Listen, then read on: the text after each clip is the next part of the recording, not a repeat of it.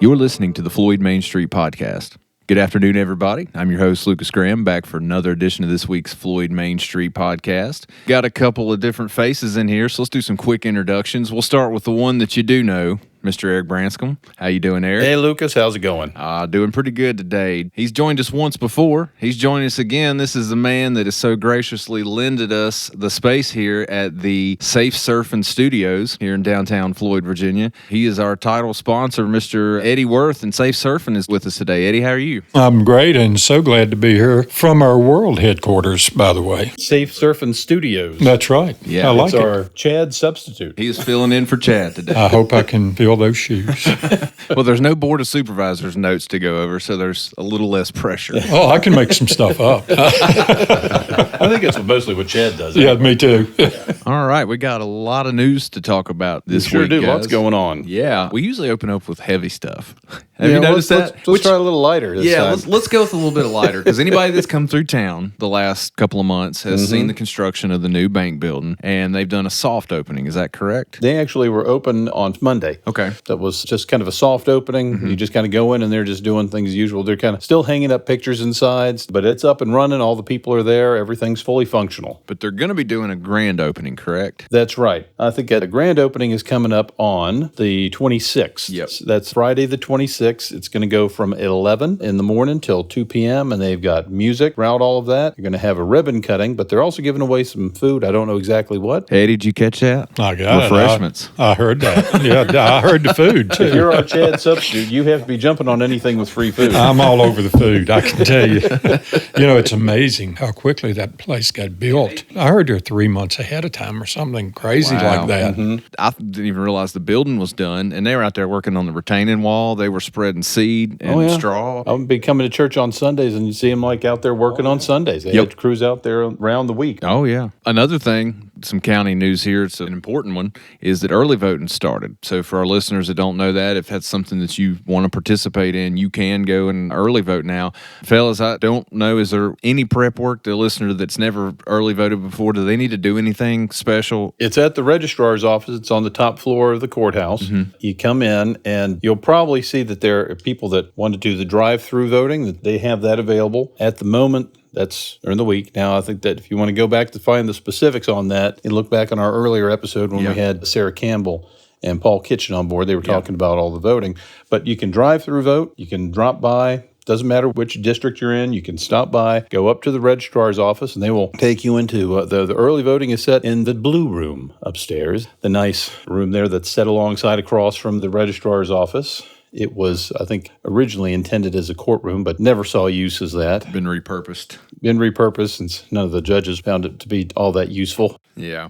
I don't remember it really being a thing other than absentee pre-COVID. This was all the changes back in 2020. Yeah. Before that, your early voting was largely limited. You had to come in and justify why. Depending on the jurisdiction, you might have to show why you were going, what you wouldn't be there for, because it was much stricter. Everything was all on one day, in-person voting, and generally, if you didn't show up, that was it. There were exceptions for like military personnel, things like that. Well, it's easy to find. Get on the elevator. You don't even need to walk the steps. Yeah. You just pop on the elevator up Right to the out. third floor, out, boom, done, you're in and out. I think everyone needs to remember that there's only one entrance to the courthouse, and from the back parking lot, that's the main parking lot. You just kind of walk in that way. Keep that in mind. Just make sure that when you do come through there, you're leaving anything like keys, cell phone, leave that behind, because you can't leave it there. And if you go through that metal detector and it beeps, they're going to figure out what it is. And so it's some growing pains. People are a little perturbed by it, but you just got to just understand that this is all about safety. I mean, you can get on the news and look at any day, turn on the news and find what's going on in the world, shootings everywhere. And that I think that if you sit by idly and say, this is Floyd, it's never going to happen here, I think that is absolutely dangerous thought process. We held out for longest. Yeah, I think we're probably one of the last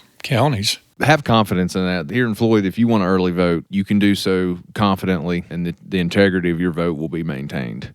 Floyd, How about that? Check this out. So prior to the episode starting, I'm going over the notes. Eric compiled the news here for us. And I see under this topic, Floyd Safest in the NRV. So That's right. I love to hear that. I'm not super surprised by it because we have a great community. But Exactly. tell me about this. Where did this come from? There are these crime stats that we get occasionally, and what they show in this last round is that Floyd County is the safest county in the New River Valley. The percentage rating is that Floyd County is at 81%, which means it's safer than 81% of all counties and localities in the United States. Wow. That's interesting. That's awesome. When those stats are factored in, and I know there's a term for it, and it's completely escaping my mind right now, when they're comparing it in relation to the crime as a per capita. That's right. When they're looking at the population and that, how much of a heavy influence does that have on the process of Well, that? I mean, I'm sure that it has an issue because we're a little bit sparser in population, but Giles County, which is comparable, has a lower rating there in the 70s, a 75th or 74th percentile. Carroll County is also a little bit lower in that area. They're in like 66 or 67. Yeah. But when you break it down by per capita, though, doesn't that equalize the playing field? Yeah, because it's offsetting those lack of numbers. We've got an awesome sheriff's department. Sheriff Craig does a remarkable job. Eric's on time all the time. It's unbelievable. Plus, our citizens are so good about talking to law enforcement. And Working. You got to have that together, working relationship. A lot of credit to the way that the community pulls together for things. And we have a sheriff's office that is very community-oriented and works with the community, very closely tied to the community. Just the range of different localities. Roanoke City, you could probably guess, is about the lowest in the region. I think they were in the 2 to 4%, which means they're only safer than 2 or 4% of localities across the U.S. That is tough. That's sad to hear. Yeah, it is. And I know that's something that the city officials are really working towards. They've heavily increased patrol downtown, I think, and weekend nights and stuff. But anyway. Well, just an example, give you the idea of what we have. Absolutely. I mean, Radford, I was surprised at their rating. Their rating is at 25%. Pulaski's like at 57, which is comparable to Montgomery County. Wythe is a little bit higher than that. You have a number of different factors go involved with it, but it was astonishing to me. It's like, we are by far the safest. I mean, it's bad. The only one that comes closest is Giles. Yeah. To further Eddie's point, though, it requires participation and cooperation and community amongst everything between the sheriff's office and the community to work on the crimes and solve them. But then it also requires a good working relationship between the sheriff's office and the Commonwealth's office, right? Because you have to work hand in hand. Everybody with the court system, everybody involved with it. I mean, the clerks, the judges, everyone throughout the system. It's a team. It's a team around the courthouse, and it gets things done. I think it even goes to the schools, the SROs. I mean, we've got SROs now in all of the schools. Yeah, the school resource officers are tremendous. Yeah, the beauty of that is the kids trust them, and they're that trusted adult that they can go to if something's going on, and they trust our SROs, and that's huge. You got to have the SRO. That's something I always appreciate and respect about Sheriff Craig is he knows the importance of the SRO program. He was an SRO. Was one. Yeah, I mean, he was one for years. And he knows, he understands the importance of it, that it's not just a body on a campus, right? You have to have those relationships with those kids, and all of ours do. I mean, we hear good things from the community. They love them. And I see pictures on social media that are shared where they're down in the floor, like with the little ones, reading to them or playing with them. That's what it's all about. Well, they're in their elementary schools, and that's where it all starts. Yeah. And that's how you start building the relationships and the trust. And it's paying off. All the way through to adults. Yeah, absolutely. Eric, we'll keep it in-house with your office because I'm seeing one of our headlines here was a sentencing, so I don't know if this is going to serve as our true crime of the week or if it's just part of the news. Well, it kind of takes the place of it. It was a big case for us. It's the Aaron McNeil case. Mr. McNeil is now a convicted child molester. This is a case where he was charged in 2020 with aggravated sexual battery. It was molestation of his own daughter. I'm sure as Eddie knows, working with Safe Surfing, that this is a case that we had at the time, but that working with having children involved is always a difficult process. Yeah. Sometimes children can testify easily. Other times it's harder for them. And the way this case evolved is that in August of 2021, he pled guilty to the charge, but the court kept the case open, basically was under advisement for a while because Mr. McNeil he pled guilty, but we had some difficulty with getting our witnesses and so forth. So rather than risk things, we went ahead and entered into that. So, but as you may recall, we had an earlier episode, we talked about how in 2022, just about a year or so after Mr. McNeil took that deal, he had this incident happen with his other daughters,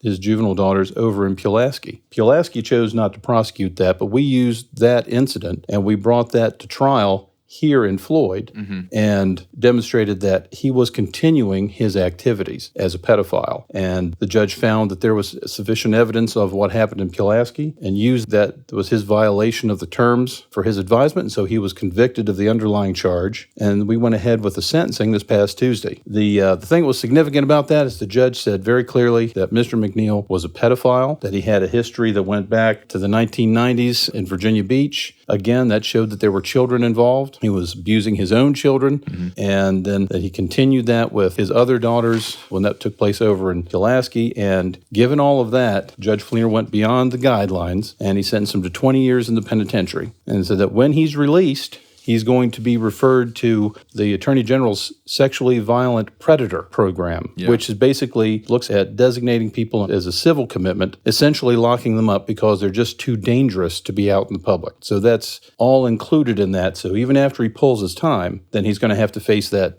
as well on top of it. On top of it. And one other thing I thought was interesting is that Judge Fleener included in that he is to have no further contact with children under any circumstances, like in public, in private, supervised, not supervised, cannot be around children, period. Those cases are sensitive in nature, obviously. Oh, yeah? Dealing with children, but the sense of justice, right? Because you talk about victim witness. We've had interviews with Teresa before and talking about advocacy for victims, but man, with the juveniles. Well, kids, things quickly get out of hand. They don't know who to trust.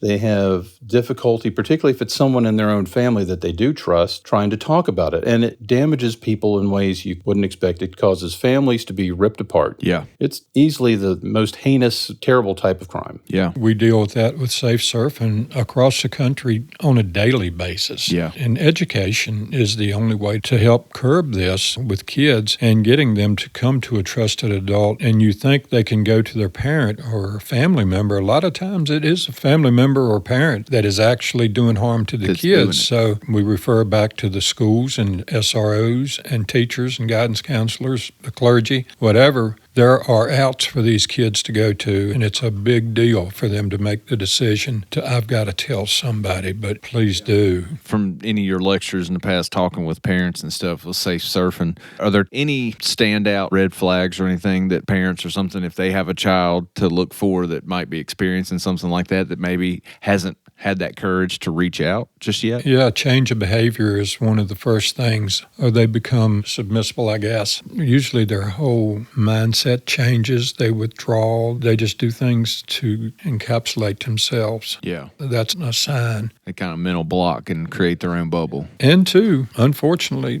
some of the parents will be physical with them and they'll show signs of marks on them. And that's something that certainly stands out that hopefully the public or teachers or whomever can identify and talk to them and see what's going on. We're thankful for the Safe Surfing Foundation, not just because we're getting to use your studio and your office space. But that's a big part of it. Well, we're just glad to be here and be able to offer it and to get word out that, hey, this is needed across the country, across the world. Now we're international with Safe Surfing, aren't you? Yeah, we are actually. Parents, if you don't know about Safe Surfing, I highly encourage you to look it up. They've got website material on there. Safe Surfing can provide you educational material if you need to have conversations with your children. Resources. I don't want to speak on Eddie's behalf because he's the master of this. Oh, you're doing great. Safe Surfing, SURFIN, G.org will get you right to us. Okay. And again, our office is right here in downtown Floyd, and be glad we're open from 10 to 4 every day. So. Okay. So if there was a parent that maybe had some concerns with their child, come on in, set up an appointment. Do they need to call you ahead of time or anything to set an appointment up? Not necessarily. Between 10 and 4, we have our administrative assistant here in the office. I'm always available. She can get in touch with me through cell phone, and I'll follow right back up. Yeah. I'm not here. Yeah. It's rarely I'm here. I travel a lot across the country and do these presentations. Good stuff. I'm usually home on weekend, and I've got my cell phone available all the time, so just reach out. That's right. That should cover us, I think, for the news this week. Well, there was one last thing. I always do this every week. You do that every week because there's one last thing. And it's kind of on a sad note because we have 2 beloved restaurants in town closing at the end of the month. How could I have forgotten that? Yeah. Giraldi's, which is right across from the courthouse. Yep. Wonderful Italian place. They are looking to close September 27th will be their last day. Yeah. And also the Parkway Grill will be closing at the end of the month. 2 big losses. Look, I get it. Floyd has more food options now than we ever have. Yeah. But growing up, it was definitely limited options. It was either a roast beef or a hot ham and cheese from Hardee's, or they did do fried chicken, which was pretty good back in the day. But, there was limited options on where to go, especially in the evenings because places closed up and then you really didn't have much of an option. But we're not just losing 2 options, we're losing 2 fantastic options. Yeah. The quality at both places of food is amazing. Oh, unbelievable. Amazing. Again, I eat all over the country in nice places from time to time, and both of these places are awesome. Yeah. And I don't know what we're going to do without them. I can't speak on their behalf officially, but I'd heard maybe some chatter that Giraldi's wouldn't necessarily completely sold on closing, that they were potentially open to moving if the right space became available. Because anybody that's been there knows it's not really a dine-in place. They're cramped and they stay busy. Let's just say it's intimate in there. Very. Eric and I bump knees when we go in and sit down. So bumping knees over some chicken Alfredo. Yeah, exactly. We talked about this pre-show. I don't know if it's even logistically possible, but if Parkway's out, if Giraldi's would even consider moving into that. We'll just have to see how it develops. I know that a lot of things are in play with that. That's right. Oh, really? Wow. But my question to our listeners, for those listening, leave a comment. I'm curious to know, if it was up to you and you were the one filling the space at Parkway Grill with a new restaurant, what kind of food do you want to see in Floyd? Everybody wants Chinese food. Oh, yeah. Yeah. But the problem is everybody wants Chinese food and will go almost exactly once. Yeah. And that's it. I think, I can't remember what, it was a business that opened and closed in Floyd since then, but they did a Chinese night, and I don't think it was very successful. There's a lot of factors that could go into that. It could have been it wasn't very good food or price wasn't right. But that definitely seems like when you ask people around, they want Chinese. You know what we really need? We need another Mexican restaurant. Although the 2 we got are really good. Yeah. Don't want to downplay that. No. Chinese would be great. I also hear Kentucky Fried Chicken a lot.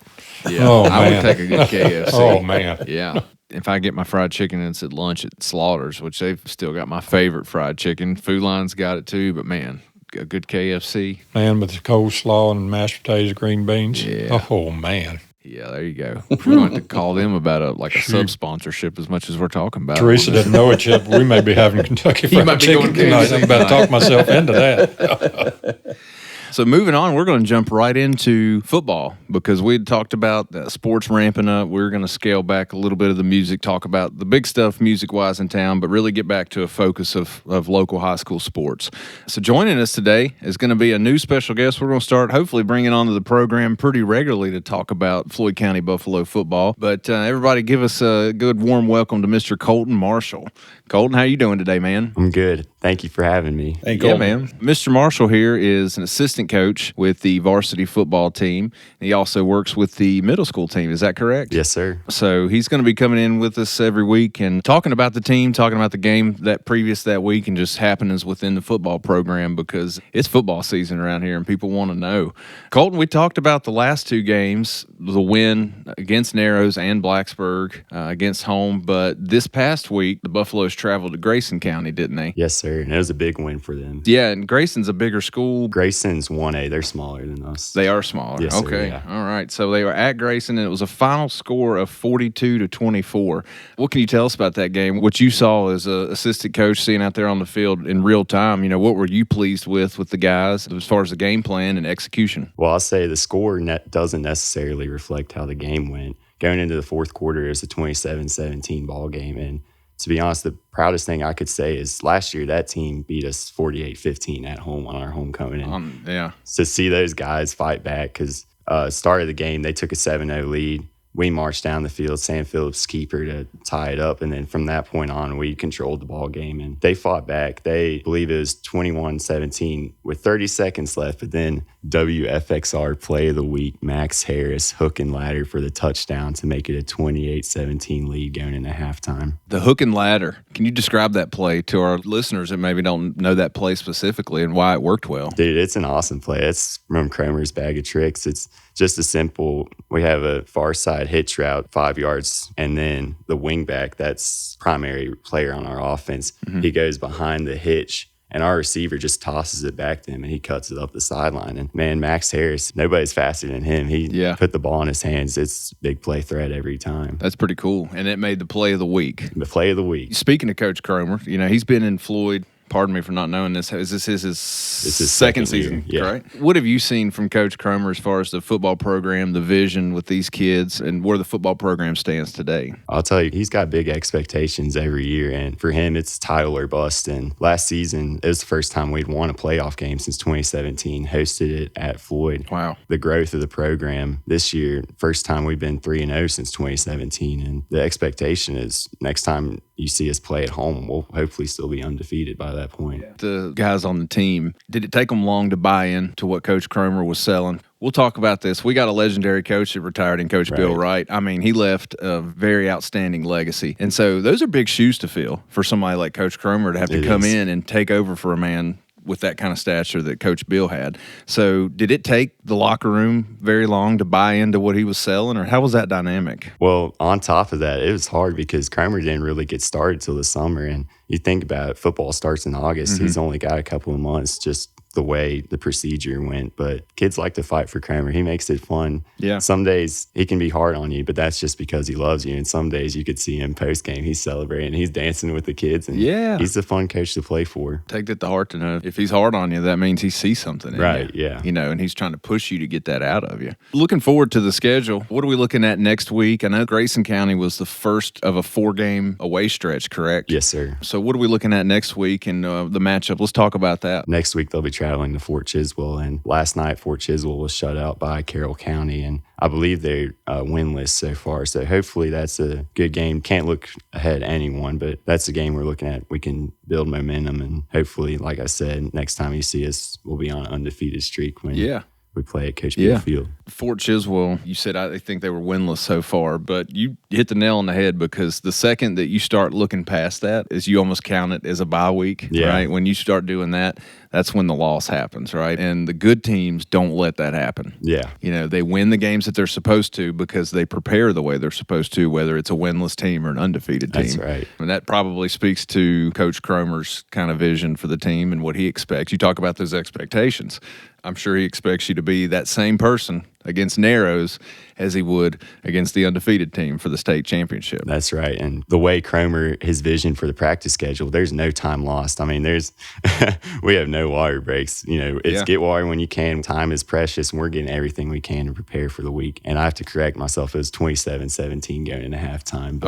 But Cromer, he's very specific in his detail, and it shows on game day. Yeah. How many players did the team lose last year? Has it been a transition this year? Did we lose a lot of seniors? Has there been a lot of kids that come up from JV, maybe now to varsity, that have stepped into some new roles this year? It was a very big transition. I was a part of the senior class last year, and we had 15 seniors, and really about every one of those guys were players for us on game day. Mm-hmm. And a lot of these guys, their first time playing varsity football, and that's what makes it so special this year. Is it's a lot of young guys that are stepping into, even most of them are new positions for the first time, and it's blending well. We are so athletic, and it's going to be a special year for Floyd County. It's definitely a next man up mentality. Around here, it's definitely been that. You got seniors that are moving on, especially in skill positions, that when you lose those players, somebody's got to step up next year. You got to keep that train rolling. But that's all part of a good program. Sounds like Coach Cromer's working towards is it's going to be the next man up. Next man up is ready when called upon. So it looks like there's a lot of good things in the future. Looking past Fort Chiswell, the future schedule for the rest of the season, what are some matchups that you would definitely go ahead and circle on the calendar? I'll say there's 2 big games coming up for the rest of the year. And like I said, the first one, that next home game against Carroll County, there's a lot of familiar faces. Carroll County's head coach, Coach Greer, coached at Floyd County when Coach Beal was still here. And it's a little bit of a grudge match, but it's also, they're a pretty good team. And that's, one we're looking at, that's going to be a physical game, the way they play offense and defense. Yeah, that'll be a good one. When is that one? Is that coming up later in the season? Yes, sir. Okay. Yeah, be on the lookout for that one. And I look forward to getting with you after these games and really breaking down some stats. And let's highlight some of these players. Yeah. Would you give that play of the week, would you give him your player of the week, your unofficial endorsement for player of the week? Unofficial? I don't know. I got a couple because Sam Phillips, obviously, he's having a career year. It's so far in 3 weeks, he's had 0 turnovers. As a team, we've had 0 turnovers. He's playing the best football of his career. him and Max both scored multiple touchdowns last night, and he's making smart plays. He's throwing the ball away. He's tucking it. And the thing that makes Sam so special is when he takes off and runs, he sees all these creases before the defense or anybody else sees it. And he's so athletic, and he's one of the player of the weeks. And then obviously Max Harris, multiple touchdowns as well. But the ball in his hands, he's a big play threat. I think it's important because it shows you that even at the high school level now, the importance of where the game of football has evolved to, that you need a mobile quarterback. Right. I mean, it sounds like we have that. We do. And that vision that he's smart. If he needs to get rid of it, he gets rid of it. But if he can make a play, fight for extra yards, he can do it.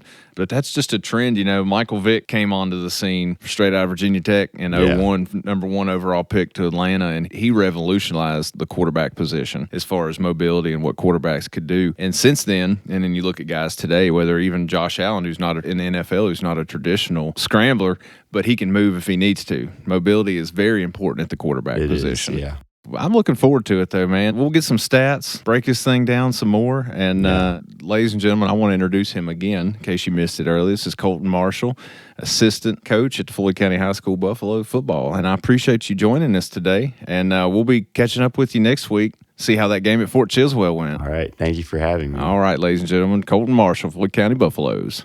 All right, let's talk about some events coming up this week, y'all. Eddie, what's going on at Dogtown? Oh, man. We're going to have the 4th annual. I didn't realize we had the first 3, but I want to take part of this one. Yeah. The Fur Baby Bash. Fur Baby Bash. And it's a benefit for the Floyd County Humane Society, which how can it get any better than that? Yeah. So it's going to be Saturday, October 4th at 5 p.m. 6 p.m. entertainment starts. It's $10 admission. We'll have music, comedy, Clay Foley, Brandon Young, they're there, the comedians. Yeah. They're going to be there from 6:30 to 8. So everybody needs a laugh, and this would be a great time on a Saturday in October to come to Dogtown for sure. Yeah. Got Whitney Lewis providing music with Virginia Hollow, and there are going to be some special guests. And even above that, we have more. It's going to be a 50-50 raffle. So you come in, you do the raffle, you may walk out of there with enough money to pay for your dinner that night. Who knows? I mean, good food, pooches, good food. comedians too. I mean, heck yeah. it's going to be a day. I guess just bring your fur babies. Sounds like it. That's what it sounds It's a fur baby fest. I got 3. Yeah. I don't know. Don't want to bring those. I got one that would be crazy. But it sounds like a great time. Yeah, that's Saturday, October 4th, right? Yeah. We'll bring that up next week, too, for anybody that didn't catch it. October 4th, tell you without having to look, is that we've got the Arts and Craft Fair. The big one. That's the big one at the high school. I've actually got a flyer for that one. We'll attach to our YouTube listeners here that like seeing the graphics for that coming up. But that is always huge in our community. Yeah, Every year. I think the last couple of years, if you can't get over there early enough to get a parking spot, you parked in the courthouse, and they were running the shuttles. And I want to notate here for anybody that has any questions, whether you're a vendor that has questions you want to set up or you're an attendee, anybody that has any questions about the Arts and Crafts Festival can contact Susan Leonard, and her number 540-250-8486, and that graphic will be on our YouTube channel for those that want to check that out and interested. But man, all kinds of vendors. I mean, over 100 vendors. I easily believe it. Mm-hmm. Wow, what a day. I mean, that's all in one day. There's a lot of different stuff there. Oh, yeah. It's not just arts and crafts, Well, as the name would you suggest. see lots but of I mean, arts and craft stuff. You see good candies and things to eat. There's Sheriff will be up there selling honey. no doubt. Shameless plug, not just because he's my boss, but it is pretty daggone good honey. Seems like I remember there being some huge cabbages in the past. There might be. Am I at the right festival? Cabbages? Cabbages? I didn't realize Big you cabbage? were such a fan of cabbage. Oh, love cabbage. Love me some cabbage. But I mean, we're seeing cabbage heads bigger than basketballs. Wow. Oh, yeah. I wonder if it would taste good though, if the cabbage Oh, had that big. if it came from Floyd County, come That's on true. now, it's That's got to true. taste good. I learned the proper way to cook cabbage, and that was from my Meemaw Graham, the way she used to cook it. I loved it if there was a snow day in the middle of winter because my dad would drop me off up there. And when she would drop me off, as soon as I would walk in, she'd already have that pot of cabbage sitting on the wood stove, slow cooking it all morning long. And she would drop fatback strips. Got to have fat back. Oh, yeah. And I don't know how common this was. I don't really know many people that did it other than her, but she would always drop some red pepper flakes down in it. And that gives it just a little kick, a little extra flavor into it. But man, wood stove cooking. I miss that. And you got to throw a lot of butter at it. Oh, yeah. Oh, that's the Southern staple. Oh, man. Well, with my Kentucky Fried Chicken tonight, I may be going to get some cabbage. Can y'all tell we're hungry this episode? Keeping it with this week, though, I want to just maybe go down the line, Eric. Sure. We can bounce off a couple of these events, but coming up on the 22nd, there's yoga going on here in Floyd.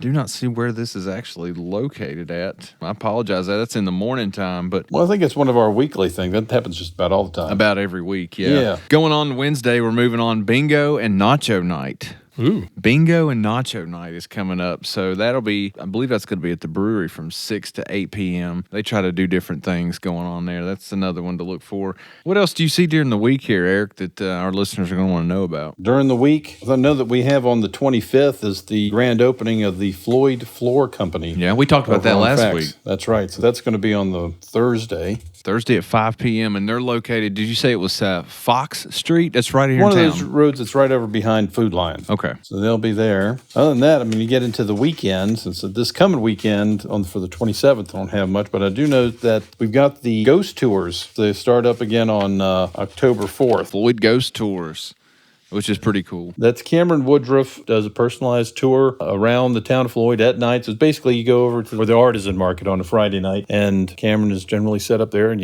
I think it's usually about $15 a head, something like that. Yeah. So he takes you around and tells you the ghost stories from around town, including one of my favorites, which is Mrs. Black, the haunting of the Blue Ridge Cafe. Legend has it.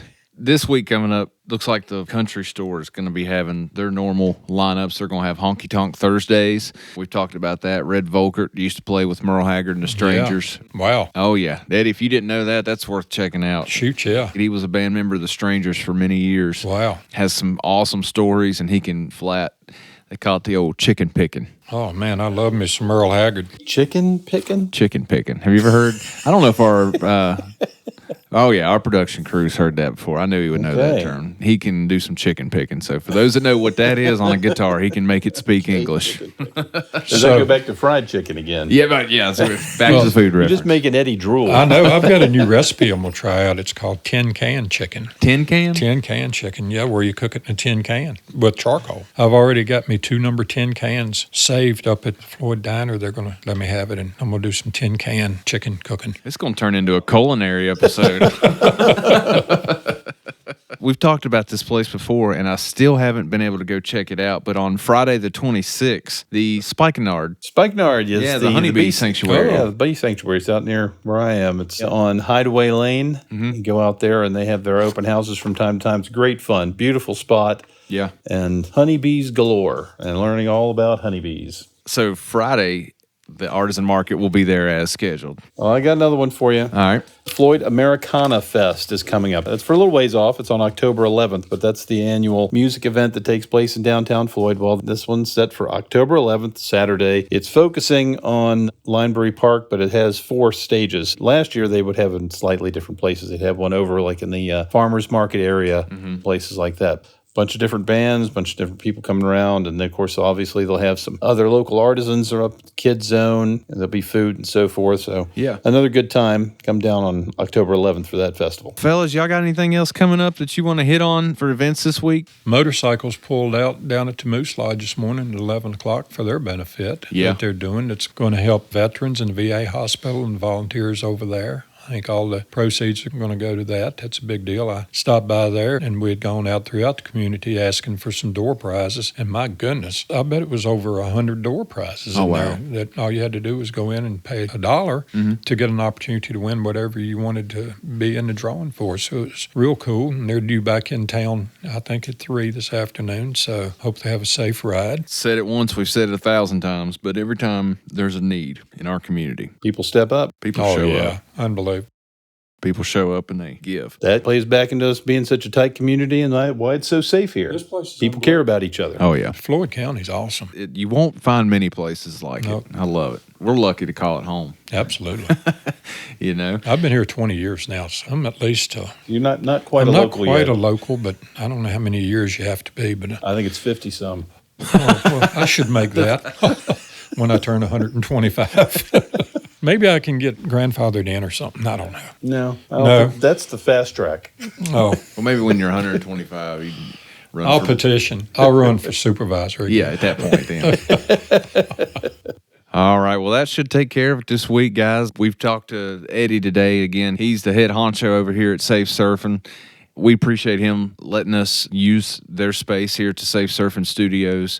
Check them out. Fantastic resources. I can't say that enough, not because he's our title sponsor here, because they really are. I believe in what they do. They're there to help parents and provide families with resources to make kids safer. It's a dark world out there, especially on the web. We talked about that earlier, about the dark web. I made a joke about kind of scared to stumble on it, and Eddie said, you don't just stumble on the dark web. You don't stumble on it. If you're on it on purpose.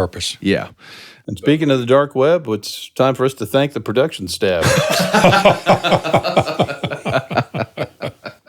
He actually stayed awake for most of the day. Yeah, so. it must have been a good episode then. No, I can't say that. I can't say it's because Chad's not here. I could say it. Oh. It's because Chad's not here.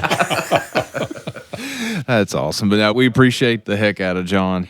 Y'all, he's bound to be tired of our voices at this point. How many times he repetitively hears us say the same thing over when he's editing all the ums and mess ups. He makes the magic work so that the end product is a listenable product. Nothing like listening to your dulcet tones, Lucas. I know. 300 times in a row. Yeah.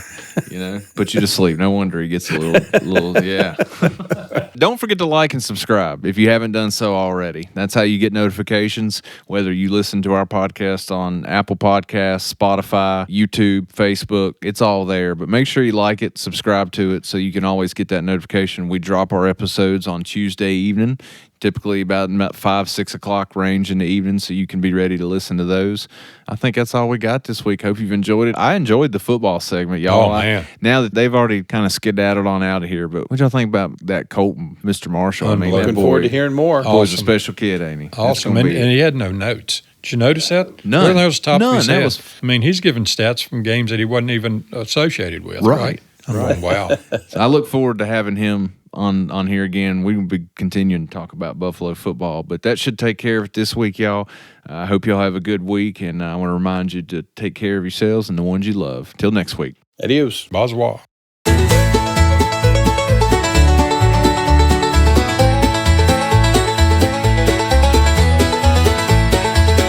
From the hollers and the hills where Appalachia shines, a little place called Floyd, where a friend of yours is a friend of mine. Welcome to Floyd, where stories unfold in the heart of Appalachia, treasures untold.